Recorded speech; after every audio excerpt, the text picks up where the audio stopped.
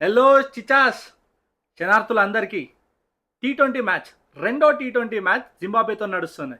మరి ఆ మ్యాచ్లా ఏం జరిగింది ముచ్చట చూద్దామా? చలో 3 నిమిషాల్లో మ్యాచ్ ముచ్చట్లు పెట్టుకుందాం. ముందుగాల టాస్ గెలిచిన శుభ్మన్ గిల్ ఏం చేసిండు, బ్యాటింగ్ తీసుకున్నాడు ఇవాళ. ఎందుకంటే నిన్న గదే పిచ్ మీద బౌలింగ్ తీసుకొని ఓడిపోయింది. సో అందుకనే ఇవాళ బ్యాటింగ్ ట్రై చేద్దామని చెప్పి బ్యాటింగ్ తీసుకున్నారు. అయితే బ్యాటింగ్ పోయే కన్నా ముందు టీంలో ఒక చేంజ్ అయితే జరిగింది. ఆ చేంజ్ ఎవరంటే సాయి సుదర్శన్ వచ్చిండు ఖలీల్ అహ్మద్ ప్లేస్లా.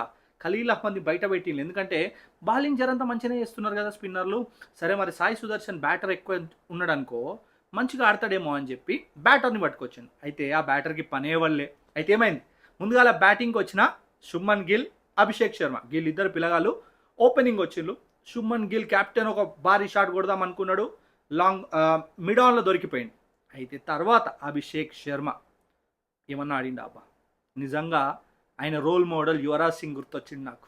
ఎందుకు ఇంత పెద్ద మాట అంటున్నానా, ఖతర్నాక్గా ఫస్ట్ రన్సే 6తో స్టార్ట్ చేసిండు. ఆ 6లు అక్కడ స్టార్ట్ చేసింది అస్సలు ఆపలే, కొడుతూనే ఉన్నాడు.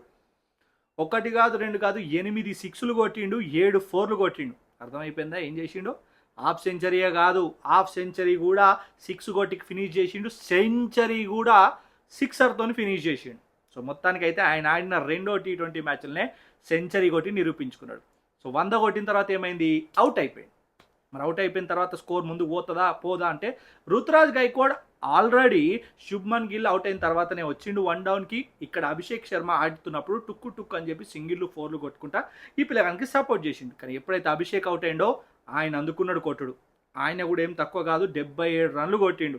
7-7 అంటే అర్థమైపోయింది కదా, 77. ఈ 77 తన 7కి తలాకి గిఫ్ట్ ఇస్తున్నా అని చెప్పిండు. సో అట్లయితే 77 కొట్టిండు.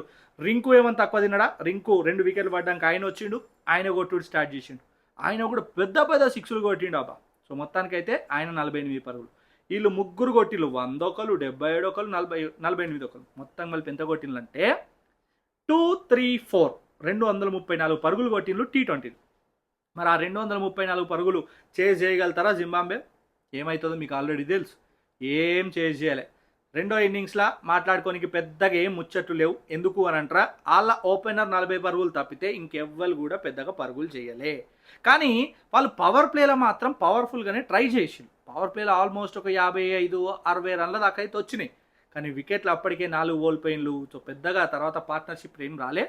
19వ ఓవర్ వరకే ఆల్అవుట్ అయిపోయింది. అయితే మన ఇండియన్ బౌలర్లు ఎవరెవరు మంచిగా చేసిందంటే, ముఖేష్ ఒక 3 వికెట్లు తీసుకున్నాడు, ఆవేష్ ఖాన్ కూడా ఒక 3 వికెట్లు తీసుకున్నాడు. తర్వాత బిష్నాయ్ మన లాస్ట్ మ్యాచ్లో 4 వికెట్లు, ఇప్పుడు 2 వికెట్లు, 6 వికెట్లు కలుపుకొని మొత్తం మీద ఆ పిల్లగానికి మొత్తం టీ20లలో కలుపుకుంటే, అంటే ఆయన ఆడిన డొమెస్టిక్ అవి ఇవి అన్నీ కలుపుకుంటే టీ20లలో 150 వికెట్లకు కూడా చేరుకున్నాడు.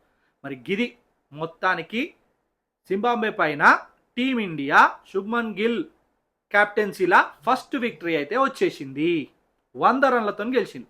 మరి మ్యాచ్ అయితే గమ్మత్ జరిగింది, ఖతర్నాక్ జరిగింది. ఇదే ఖతర్నాక్ మ్యాచ్ మళ్ళీ ఇంకో 2 రోజుల తర్వాత మళ్ళీ ఉంటుంది. మరి ఈ మ్యాచ్లన్నీ మీరు ఎక్కడ చూడాలనుకుంటున్నారా? సోనీ టీవీలా మీకు మ్యాచ్లు వస్తున్నాయి. సోనీ స్పోర్ట్స్ 10-4లా మీరు తెలుగులో కూడా కామెంటరీ వినొచ్చు. అక్కడ సెట్టింగ్స్ ఉంటాయి, చేంజ్ చేసుకోండి. అవసరమైతే సోనీ లివ్లు ఉంది, సోనీ లివ్లో కూడా మీకు ఆడియో సెట్టింగ్స్ అని ఉంటాయి, అవి కూడా మార్చుకోండి. తెలుగులో అయితే ఎంజాయ్ చేయండి. చలో మరి అందరూ మంచిగా ఉన్నారు కదా, ఆదివారం బోనాలు స్టార్ట్ అయినాయా? ఎంజాయ్ చేయండి. ఉంటా.